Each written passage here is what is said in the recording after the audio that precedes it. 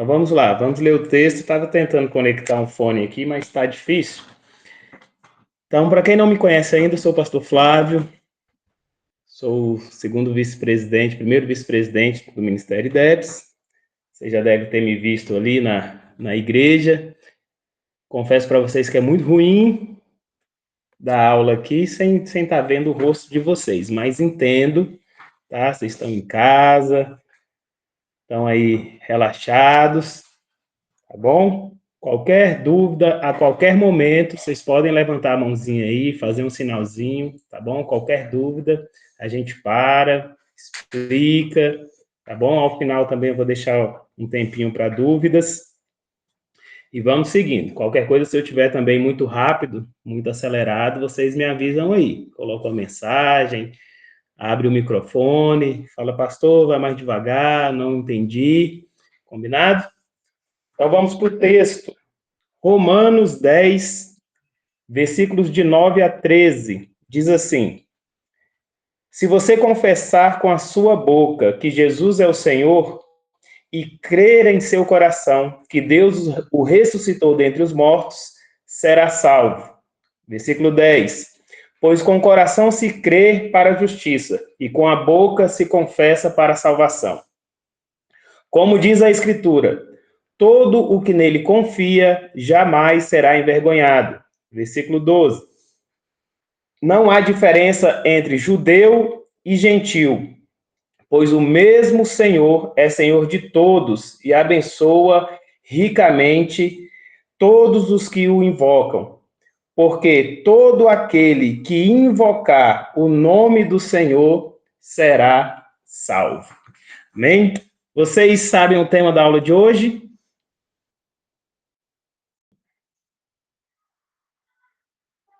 Quem pode falar o tema da aula de hoje? Vocês se lembram sobre o que nós vamos estudar hoje? Sobre o que nós vamos falar? Alguém pode responder?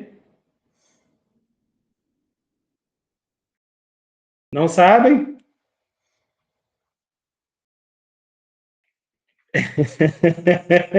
Não acredito. Todo mundo assim? Pelo texto que a gente leu, já dá para ter uma base. Alguém arrisca?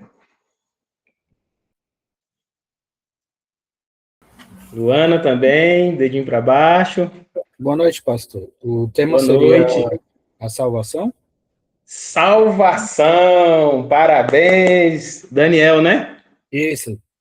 Isso, Daniel, parabéns. Hoje nós vamos falar sobre a doutrina da salvação, também conhecida como soteriologia, né? Tem um ramo da teologia, uma matéria da teologia que se chama soteriologia.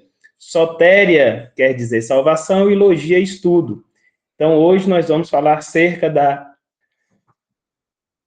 estudo da salvação, né? Soteriologia. Para isso, a gente tem que entender, é fundamental a gente entender que e termos a convicção da nossa salvação.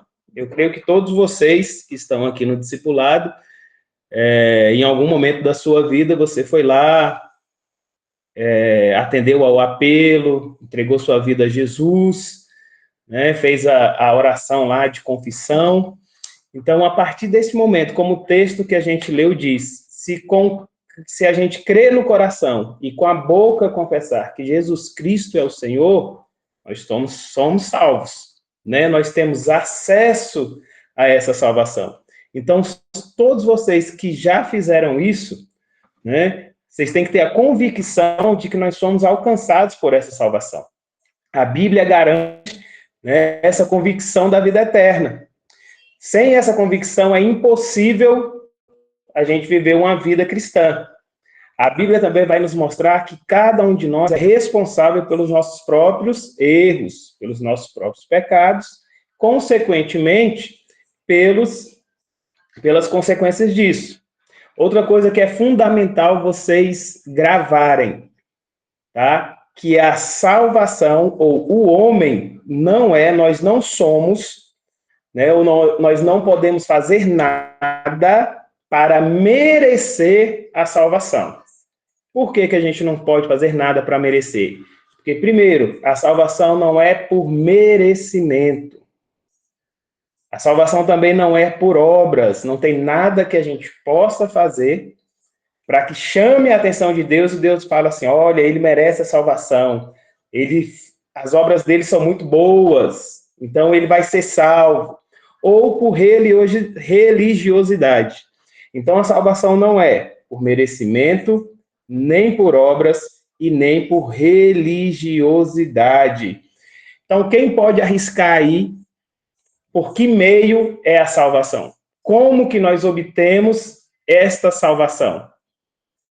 Alguém pode arriscar aí? É pela graça. Oh, Priscila, parabéns, isso mesmo. Então, se não é por merecimento, se não é por obras e se não é por religiosidade, não tem outro meio a não ser pela graça.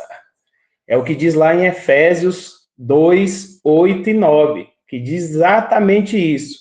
Pois pela graça sois salvos. Porque pela graça sois salvos, por meio da fé. E isto não vem de vós, é um dom de Deus, e não vem de obras, para que ninguém se glorie. Então é pela graça. E essa graça é alcançada por meio da fé. E até a fé não é nossa. A palavra vai dizer que isto é um dom de Deus. Então, Deus nos dá o dom da fé para que, através dela, a gente seja alcançada por esta graça.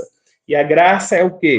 É um favor imerecido. Nós não merecíamos, mas Deus, em sua infinita bondade, nos dá acesso à salvação por meio da graça, ou pela graça, através da nossa fé. Então, para a gente chegar, né, no ponto principal, por que, que a gente precisa da salvação? Por que nós precisamos dessa graça para a salvação? E a gente tem que voltar lá no início, lá no Gênesis 1:1. Tudo começa no Gênesis 1:1. Né? No princípio, criou Deus os céus e a terra, não é assim? E a terra era vazia e sem forma, por aí vai. A partir daí, Deus começa a criar todas as coisas. Deus cria animais, Deus cria vegetação, Deus cria o mundo, céu, terra. Depois de ter criado todas as coisas, aí a gente destaca o sexto dia, que é quando Deus cria o homem e a mulher. Gênesis 1:27 vai dizer: E criou Deus o homem à sua imagem, a imagem de Deus o criou, homem e mulher os criou. E vai dizer mais: quando Deus vai criando as coisas, diz que é muito, que é bom. E quando Deus cria o homem e a mulher, ele vai dizer que é muito bom, né? Então Deus nos cria a sua imagem e semelhança. Nós somos a coroa da criação. Primeiro Deus cria todas as coisas, depois cria o homem e mulher. E com qual objetivo que Deus cria o homem e mulher? Para que nós tivéssemos relacionamento com Deus. Então Deus nos cria, né? Deus cria todas as coisas, os animais, depois cria homem e mulher para ter relacionamento com Ele. Tanto é que em Gênesis 3:8 vai dizer que o Senhor passeava pelo jardim e na viração do dia ele se encontrava com Adão e Eva. Só que em determinado momento, em um momento, esta presença de Deus passou a causar medo e constrangimento em Adão e Eva. Todos os dias, na virada do dia, o Senhor ia lá se encontrar com Adão e Eva, conversava com eles, até este momento eles tinham um profundo relacionamento com Deus, sem interferência. Era uma comunhão plena com Deus. Só que em um determinado momento, a partir de um acontecimento, eles passam a ter vergonha ou ter medo de Deus. E alguém me arrisca dizer o que aconteceu para que ali no paraíso, no jardim do Éden, quando o homem e Deus tinham uma plena comunhão, agora surge uma interferência. Pode arriscar dizer que interferência era essa? Foi essa? Um fruto proibido, a serpente atrapalhando na graça de Deus, porque fez o homem pecar e desobedecendo Deus. Isso mesmo, Anthony, né? É Anthony? Isso. Isso, Anthony. Essa interferência foi o quê? Justamente o pecado. Até a chegada ali, o aparecimento da serpente, aquele episódio, né, da serpente, Adão e Eva, era uma comunhão plena, não existia nenhuma interferência. Todos os dias, na virada do dia, o Senhor ia ter comunhão com Adão e Eva. E o pecado fez essa interferência. Né? Gênesis 3, do 9 ao 11, vai dizer assim: o Senhor aparece como de costume para ter este momento com eles. E diz assim, Gênesis 9, 3, do 9 ao 11. Mas o Senhor Deus chamou o homem perguntando: onde você está? E ele respondeu, Adão respondeu: ouvi teus passos no jardim e fiquei com medo, porque estava nu. Por isso me escondi. E Deus perguntou: quem disse que você estava nu? Você comeu fruto da árvore que eu lhe proibi comer? Olha que Deus dá a oportunidade a Adão para quê? Para falar a verdade, para confessar o erro, só que Adão não faz isso. Adão fala: olha, a mulher que tu me deste. Aí Adão vai falar com Eva, Eva vai falar: foi a serpente. Então ficou um jogo de empurra. Né? O que a gente tem que absorver aqui? Que o homem tinha uma comunhão plena com Deus. Aí entrou o pecado, mesmo o homem pecando, errando, falhando, Deus deu a oportunidade do arrependimento, e ao invés de se arrependerem, tanto Adão como Eva, eles ficaram jogando a culpa um para o outro, uma transferência de responsabilidade. Então, a partir desse momento que o pecado entrou na vida do homem e da mulher, o homem primeiro se tornou um ser mortal. Deus nos criou para sermos eternos, imortais, para continuar essa comunhão plena com Deus. Mas o pecado teve ou provocou essa ruptura, essa separação.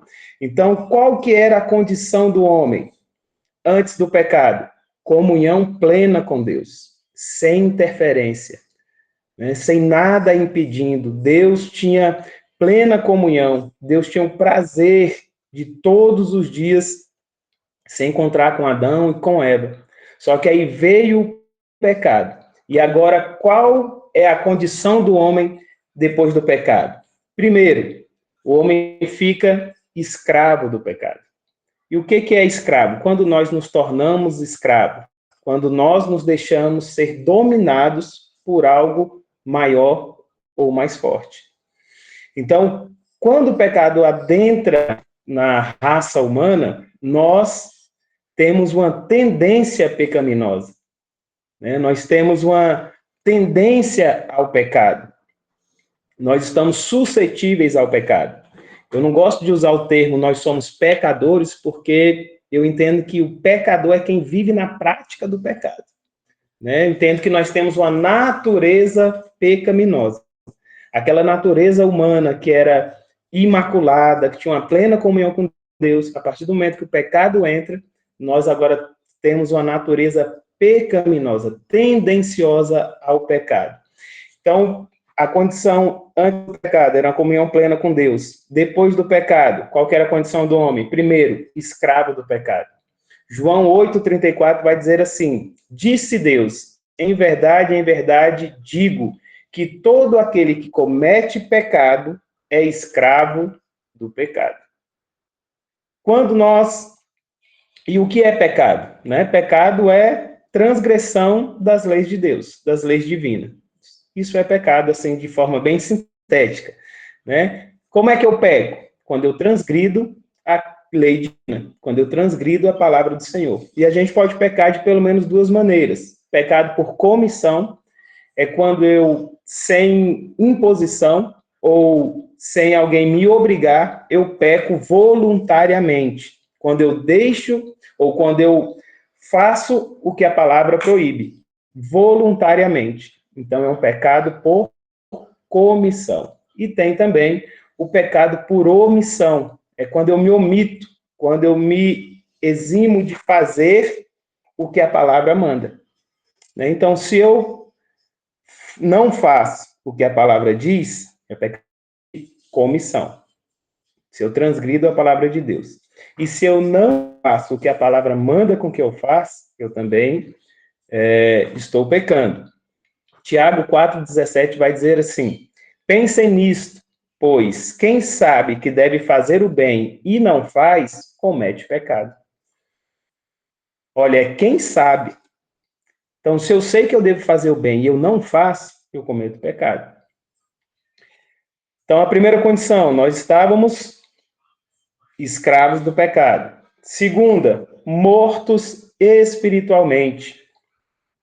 Romanos 5,12 vai dizer assim: pelo que, como por um homem entrou o pecado no mundo, por Adão, e pelo pecado a morte, assim também a morte passou a todos os homens. Por isso, todos pecaram, como eu falei anteriormente. Né? O pecado entrou por quem? Por Adão. Claro que foi primeiro por Eva e depois Adão, porém, a responsabilidade recai sobre o homem, né? Que é o cabeça, que é o sacerdote. Então, a palavra diz: por um homem entrou o pecado no mundo, e com o pecado, a morte. Então, nós estávamos mortos espiritualmente. A morte espiritual é semelhante à morte física. A morte física acontece quando o corpo se separa do espírito. E a morte espiritual, quando o espírito se separa de Deus. Então, nós estávamos escravos do pecado, mortos espiritualmente e separados de Deus. Essa era a condição do homem depois do pecado. Escravo do pecado, morto espiritualmente e separado de Deus. Isaías 59:2 vai dizer assim: mas as vossas iniquidades ou os vossos pecados fazem separação entre vós e o vosso Deus. Então, quando nós pecamos, quer seja voluntariamente, por comissão ou por omissão, quando a gente peca, quando a gente transgride a palavra de Deus, isso faz uma separação entre nós e Deus. Foi justamente o que aconteceu lá no Éden. Né? Eles tinham uma comunhão plena com Deus, mas quando o pecado entra, agora faz uma separação. Deus passa a não mais visitar Adão e Eva como de costume. Então, eles estavam separados, ficaram separados de Deus e nessa condição, escravo do pecado, morto espiritualmente e separados de Deus. Só que aí, Deus tem um plano, né? E qual que é o plano de Deus? O plano da salvação. De não estar mais separado com o homem, porque nesta condição do homem, o homem não tinha condição nenhuma, nem por obras, nem por merecimento e nem, sobretudo, por espiritualidade, porque o homem estava separado de Deus. Então, para o homem, humanamente falando, já não havia mais salvação, porque com o pecado entra também a morte. Então, nós estávamos condenados à morte tanto física quanto à morte espiritual, que é a separação total de Deus. Só que aí Deus tem um plano, né? Deus tomou a iniciativa de nos resgatar, de acabar com essa separação, acabar com o muro que dividia, né? Para voltar de novo a ter a comunhão plena com o homem. Então, foi uma iniciativa não do homem, mas uma iniciativa de Deus. É por isso que a gente fala que a salvação não é por merecimento. O homem, nós não tínhamos condições nenhuma e não poderíamos fazer nada para obtermos a salvação. A salvação é uma iniciativa, foi uma iniciativa de Deus. É por isso que ela é pela graça, um favor imerecido. Com o pecado, nós merecíamos o quê? A morte. Mas Deus, lá do céu, e na sua infinita bondade, ele traça um plano de salvação. Ele fala, olha, não dá mais para viver separado do homem. O caminho do homem agora é morte, é separação total da minha presença. Então, Deus teve essa iniciativa de nos resgatar, de nos salvar, de nos redimir. E em Jesus, né? Na verdade, Jesus é este plano perfeito, o plano da salvação ele passa por Jesus. Não há salvação por nenhum outro meio que não seja por Jesus. Vocês vejam que no Antigo Testamento, quando o povo transgredia, quando o povo pecava, transgredia a lei dada por Deus a Moisés, o que eles faziam? Eles sacrificavam um animal, levavam ao templo, ao sacerdote, o sacerdote imolava esse animal, matava o animal, pegava o sangue, aspergia o sangue, né, naquele pecador, e este ato de aspergir o sangue, ele encobria o pecado, né? Ele não anulava, mas ele encobria o pecado. Então, no Antigo Testamento havia sacrifício, mas não havia o arrependimento, porque aquele pecado era apenas coberto. Deus, aí neste plano de salvação, Deus oferece quem? Jesus, como cordeiro, né? Como cordeiro salvador, que no sangue, ou pelo sangue de Cristo, que representa o cordeiro, agora os nossos pecados não são mais cobertos como no Antigo Testamento. Agora o sangue de Jesus nos lava, nos purifica de todo o pecado. E não precisa mais de outro sacrifício. Porque as pessoas no Antigo Testamento deliberadamente pecavam e ofereciam sacrifício, pecavam e ofereciam sacrifício, pecavam e ofereciam sacrifício. Como eu disse, havia sacrifício, mas não havia arrependimento. Porque o arrependimento é que faz toda a diferença. Eu tenho que reconhecer meu erro, eu tenho que pedir perdão a Deus e eu tenho que arrepender da atitude e não praticar mais. Em Provérbios vai dizer que aquele que encobre as suas transgressões nunca prosperará, mas o que confessa e deixa alcança misericórdia. Então hoje a gente não precisa mais sacrificar, porque Jesus é o sacrifício perfeito para a nossa salvação, para a nossa remissão. E Jesus verdadeiramente fez isso na cruz do Calvário. Ele padeceu, ele sofreu. Isaías 53, é interessante que o livro de Isaías foi escrito 700 anos antes de Jesus nascer. Só que Isaías já profetizava acerca de Jesus. Vou ler alguns versículos do capítulo 23, versículos 4, 8, 10 e 11. Diz assim: verdadeiramente ele tomou sobre si as nossas dores, as nossas enfermidades, e as nossas dores levou sobre si. E nós o reputávamos por aflito, ferido de Deus e oprimido. Mas ele foi ferido por nossas transgressões e moído por causa das nossas iniquidades. O castigo que nos traz a paz estava sobre ele, e pelas suas feridas nós somos sarados. Versículo 6. Todos nós, olha como é que era a condição do homem antes do plano da salvação. Todos nós andávamos desgarrados como ovelhas, cada um se desviava pelo seu caminho, mas o Senhor fez cair sobre ele a iniquidade de todos nós. Ele foi oprimido e afligido, mas não abriu a boca. Como cordeiro foi levado ao matador, e como ovelha muda perante seus tosquiadores. Assim ele não abriu a boca. Da opressão e do juízo foi tirado. E quem contará o tempo da sua vinda?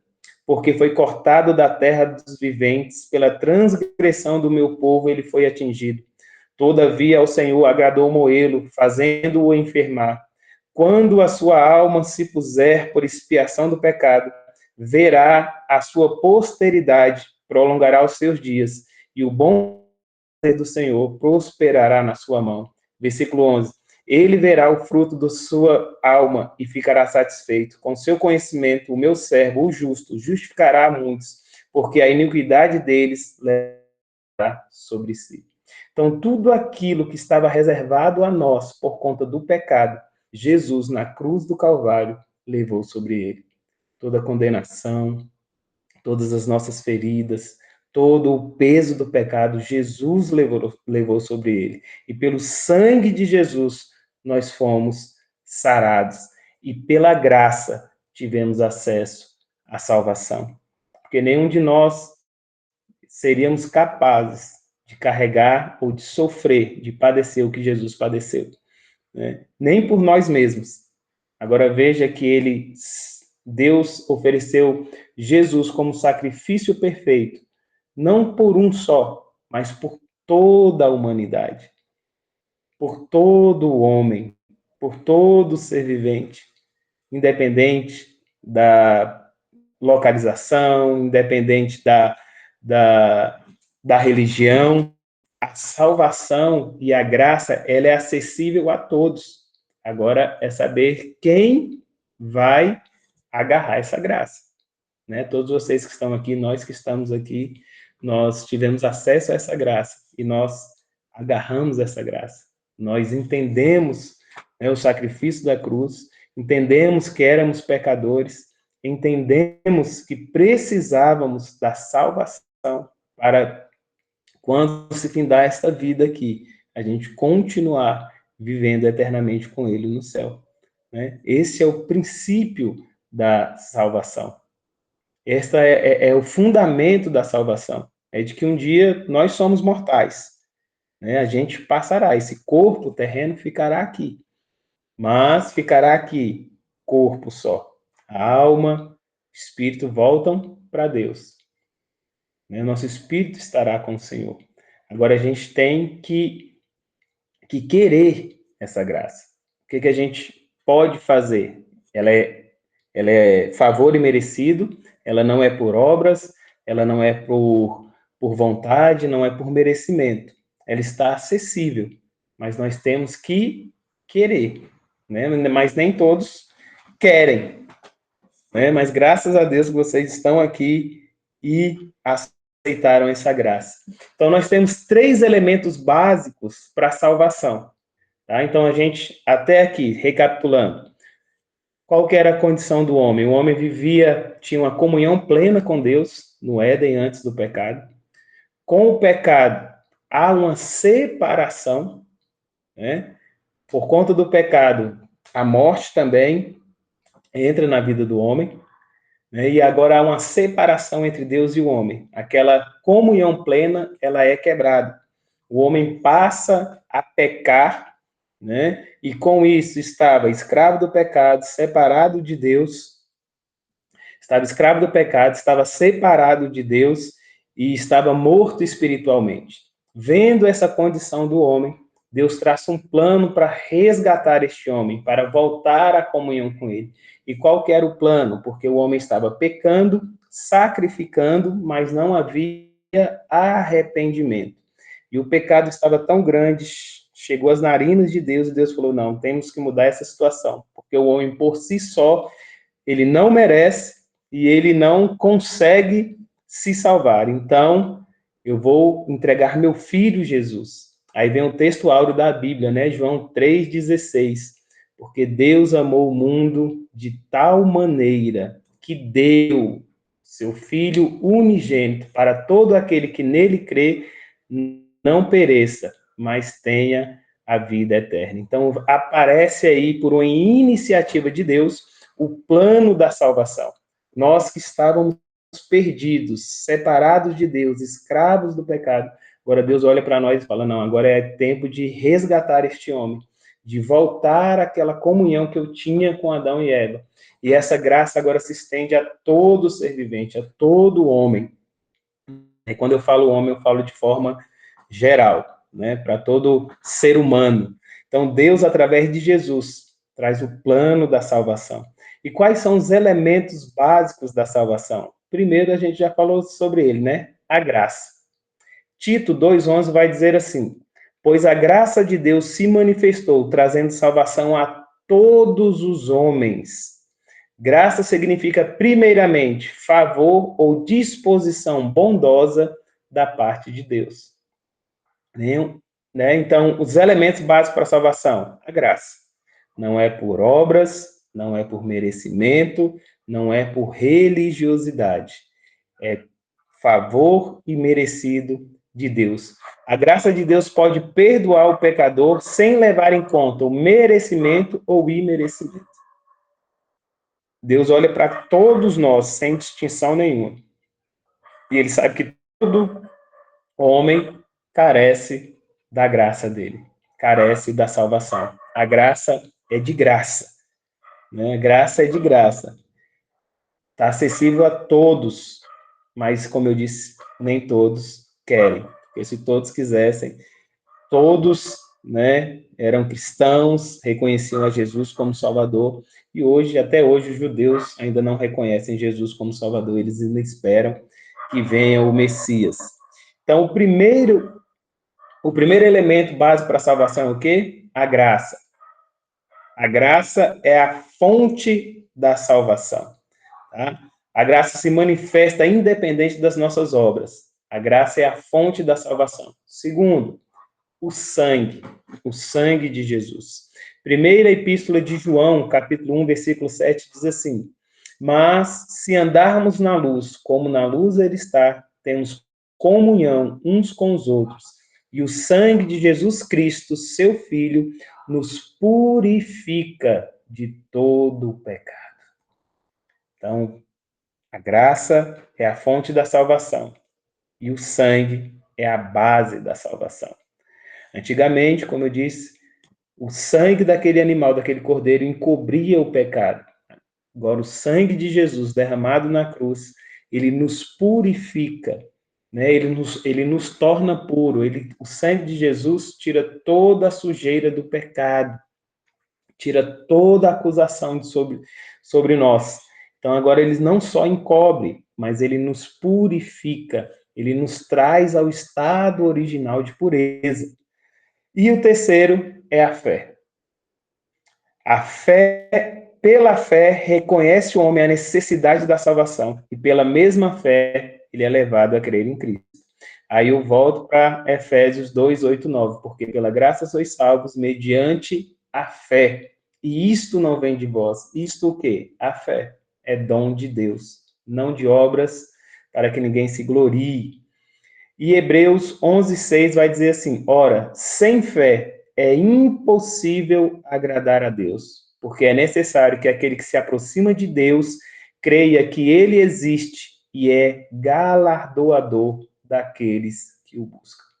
Então, os meios básicos, essenciais para a salvação: a graça, o sangue e a fé.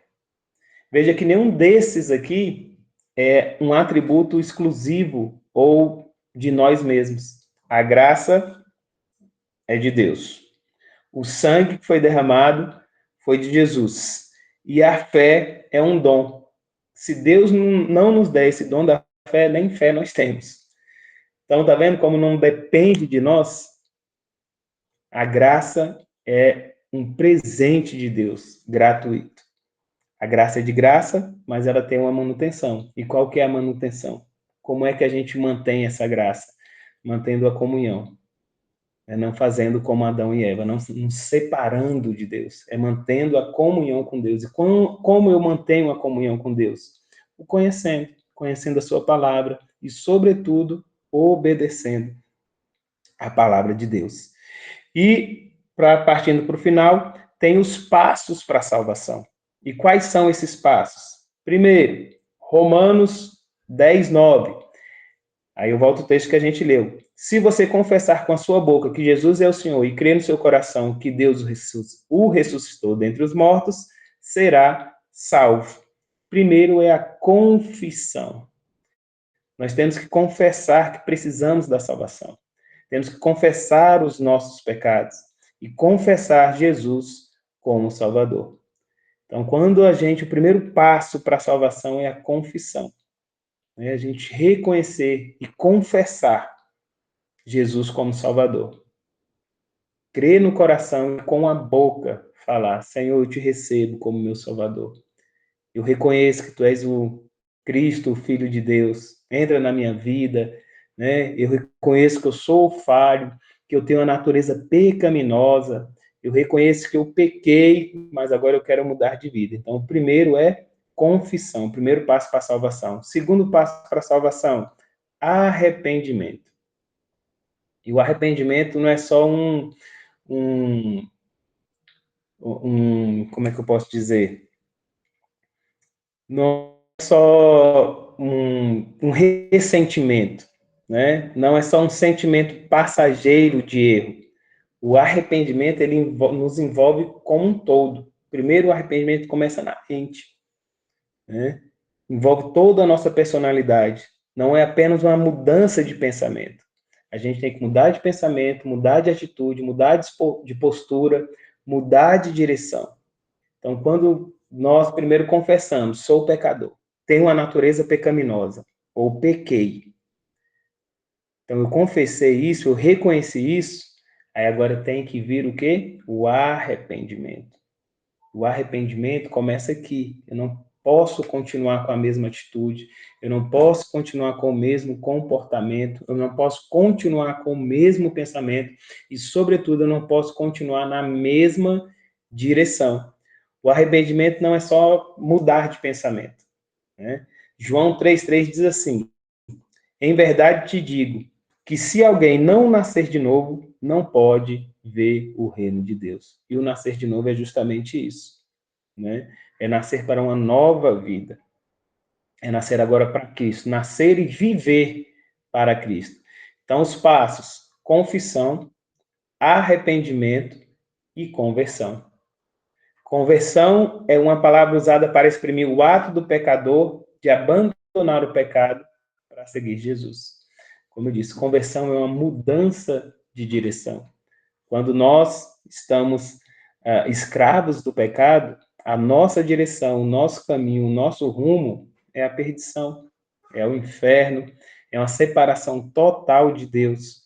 Mas quando nós nos arrependemos, quando nós confessamos, aí vem a mudança. Aí essa mudança tem que ser total. Mudança de pensamento, mudança de atitude, mudança de direção. Que conversão é justamente isso, né? É você mudar de direção. É o que vocês fizeram. Vocês se arrependeram, vocês confessaram a Jesus e agora vocês estão vivendo uma vida diferente da vida que vocês viviam anteriormente. Olha o que diz Hebreus 12:1. Portanto, nós também, pois que estamos rodeados de tão grande nuvem de testemunha, deixemos todo o embaraço e o pecado que tão de perto nos rodeia e corramos com paciência a carreira que nos está proposta, olhando para Jesus, autor e consumador da nossa fé. Então, quando nós nos arrependemos, quando nós confessamos, quando nós mudamos de direção, quando a gente estava andando pelo caminho da perdição e a gente é alcançado por essa graça, aceita essa graça, agora a gente muda de rota, muda o caminho e caminhamos, né, em busca da vida eterna. E qual que é o nosso alvo? Para quem que a gente tem que olhar? Para Jesus. Se a gente for olhar para o homem, se a gente for olhar para as circunstâncias, se a gente for olhar para a vida do vizinho, talvez a gente esmoreça, talvez a gente pare e a gente não alcance a salvação. Mas a gente tem que manter a nossa visão, o nosso foco, o nosso alvo tem que ser Jesus. Entender que Ele morreu na cruz para que nós alcançássemos a salvação, né?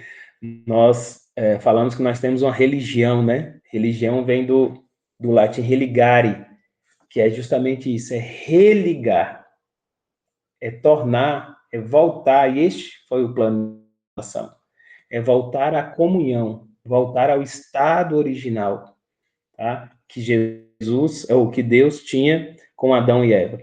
Foi rompido pelo pecado. Mas Jesus, quando é levado à cruz, quando é crucificado, lá na cruz, ele coloca o selo lá, ó, está consumado. Ou seja, o pecado está perdoado e ele nos dá acesso à salvação por esse ato na cruz do Calvário. Então, meus irmãos, muito rapidamente, né? Eu sei que o tempo é curto, não sei se eu falei muito rápido, mas o plano da salvação, o estudo da salvação é esse.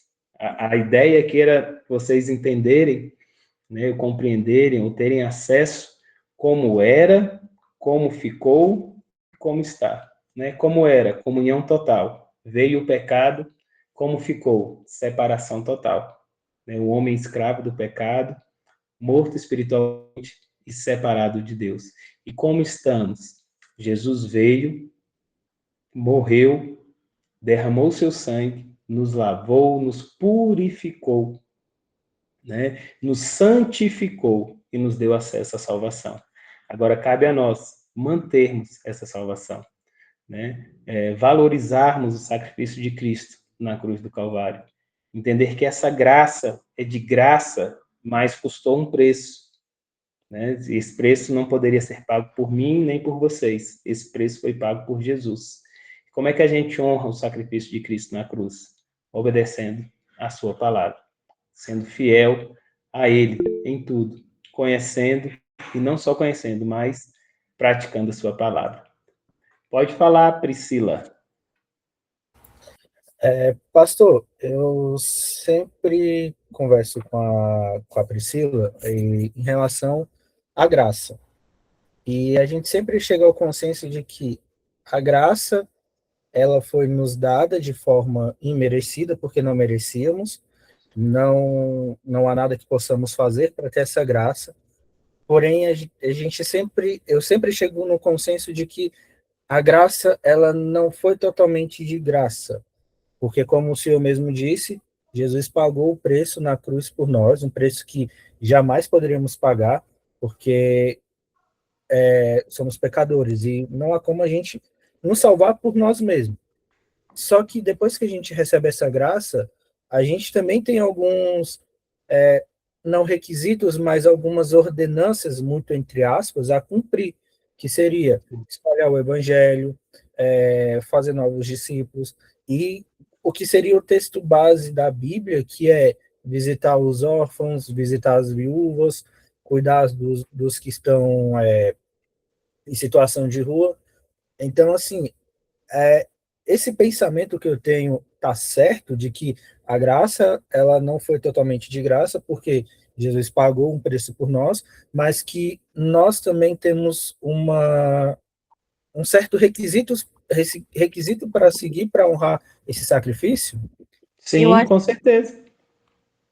esse Ela foi de... requisito. Perdão, Pode pastor. falar, Priscila. Assim, é porque nós dois temos muitos debates teológicos, né, que fica aqui entre nós dois, até a gente chegar no pastor demora, mas assim, o que a gente vê é que existem pessoas que usam dessa palavra da graça, do tipo, já que ela já foi concedida a mim, eu posso fazer tudo o que eu quero, entendeu? E não entendem que existe essa questão do eu posso fazer tudo o que eu quero, mas nem tudo me é lícito, mas nem tudo me convém. E aí eu vejo alguns colegas cristãos que levam uma vida banal e chegam a banalizar a palavra, porque acham que só porque já confessaram Jesus e o nome deles está escrito no livro da vida, acham que pode viver de uma forma leviana. Isso me preocupa, porque para nós, eu e o Daniel, a gente sempre fica pensando o que a gente pode fazer hoje para ser uma pessoa melhor. O que a gente pode fazer hoje para seguir a Jesus, a ser mais como Jesus? Tem um livro que eu gosto muito de ler, que é Simplesmente Como Jesus, de Max Lucado. E ali ele ensina muito essas lições, né, de que a cada dia, para a gente aparecer como ele, a gente tem que ter intimidade, tem que ter comunhão, tem que conhecê-lo, tem que permitir. E aí é nisso que a gente fica, porque tem pessoas que levam a graça como se fosse algo muito banal. E no meu ponto de vista e do Daniel, a gente leva com uma certa seriedade. E eu entendo que a gente precisa manter um pouco da nossa humildade. A gente sempre pensar que foi Jesus que se sacrificou por nós e não se vangloriar, como o Senhor disse. E sempre pensar, olha, esse sacrifício foi Deus que fez, eu recebi isso por Jesus, e eu sempre tenho que estar seguindo a palavra de Deus para não me perder pelo caminho. Deu para entender ou a gente é muito profundo demais? Não, vocês estão certíssimos no pensamento. A graça é de graça para nós, que não merecíamos, não era por merecimento, não é por obras ou por qualquer outra coisa que a gente possa fazer. Para nós, a graça é de graça. É um dom de Deus, é um favor de Deus, foi um presente de Deus. Mas custou para ele, né? Custou quem? Jesus. Custou seu filho. E de fato, Como eu disse, a graça é de graça, mas ela nos cobra uma manutenção. E qual que é a manutenção dessa graça? Para que essa graça permaneça em nós, é a gente conhecer e obedecer. Nós temos responsabilidade em mantermos a graça, né? Nós temos a responsabilidade de mantermos a salvação. Jesus disse que naquele grande dia alguns vão dizer: Senhor, em teu nome eu fiz isso, eu fiz aquilo, fiz aquilo. Vai falar de obras, né? E Jesus vai dizer para eles: olha, apartai-vos de mim que não vos conheço. Porque às vezes fez até algo em nome de Jesus, mas porém vivia uma vida totalmente desregrada, né? Fazendo outras coisas que não agradavam a Deus. Então, se o pecado nos separa de Deus, se eu estiver, ou se eu transgredir o que a palavra diz para eu fazer, essa separação vai haver. Nós sim temos responsabilidade, né? Não existe esse negócio de uma vez salvo, salvo para sempre. A gente tem responsabilidade. E a responsabilidade é justamente fazer o que Daniel falou aí. Inclusive, se não me engano, é Tiago que vai dizer que a verdadeira religião é isso: cuidar dos órfãos, das viúvas, nas suas necessidades. Quando a gente faz isso, a gente está nos religando a Deus, né? A gente está cumprindo o quê? O que ele ordenou, o que ele falou. Então não tem esse negócio de agora hoje eu aceitei Jesus, beleza, confessei, tô salvo, vou viver na bagaceira, né? Vou viver no adultério, vou viver na prostituição. Você pode até viver, né? Você só não pode alcançar a salvação fazendo isso. Nós sim temos responsabilidade com isso, sim. Né? A salvação é de graça para nós, custou um preço para Deus, que foi o seu Filho unigênito, custou um preço para Jesus, que foi a cruz, mas ela é acessível a todos nós. Nesses últimos minutinhos que nos restam, mais alguém tem alguma dúvida, tem alguma pergunta, quer complementar alguma coisa? Fiquem à vontade.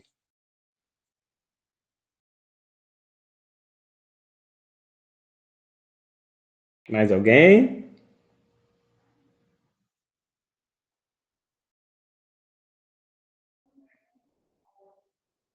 Nenhuma dúvida? Aprenderam tudo? Foi muita coisa em pouco tempo? Vocês aprenderam mesmo? Então eu vou perguntar, hein? Qual que era a condição do homem depois do pecado? Quem pode me dizer? Nós falamos 3 aspectos aqui. Como é que o homem estava?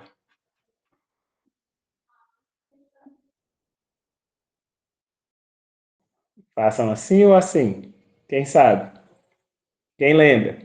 Qual que era a condição do homem depois do pecado? Antes é fácil, né? Antes era comunhão total com Deus. E depois que peca? Qual que era a condição do homem? O que é que nós falamos aqui? Escravos do pecado. Isso. O que mais?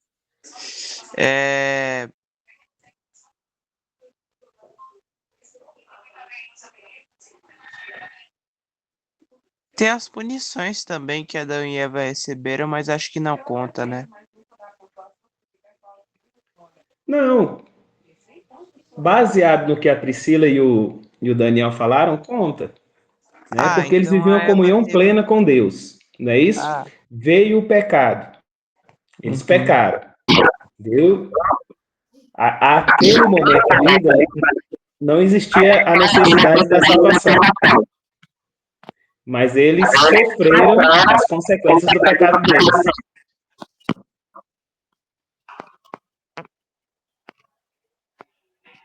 Pode falar, Silvana.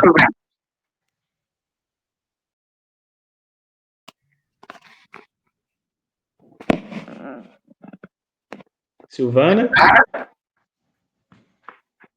Pode falar.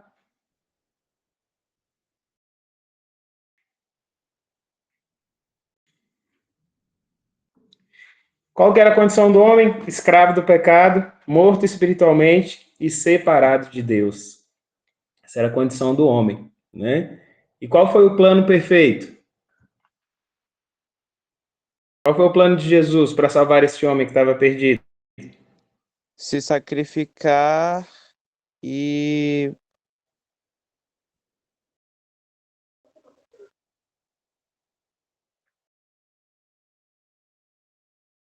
João 3,16, quem lembra? Porque Deus amou o mundo de tal maneira que deu seu Filho unigênito para todo aquele que nele crê, não pereça, mas tenha vida eterna. Ou seja, o Muito bem. sacrifício de Jesus nos concedeu a graça, mas antes desse sacrifício estávamos destituídos da graça. Isso mesmo, Priscila, isso mesmo.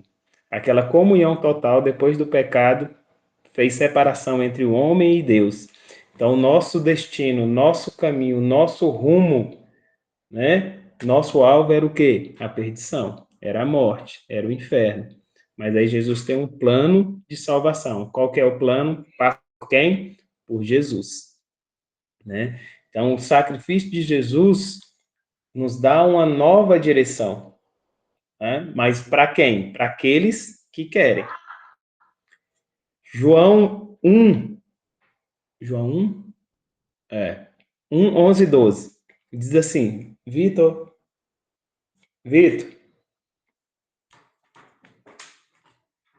abre aí para sua mãe. João 1, 11 e 12. Veio para os seus, mas os seus não o recebeu. Quem eram os seus? Os judeus. Mas os seus não o receberam. Mas todos quanto o recebeu, deu-lhes o poder de serem feitos filhos de Deus, a saber, os que creem em seu nome. É por isso que eu digo que a salvação é para todos, a graça é para todos, mas nem todos querem.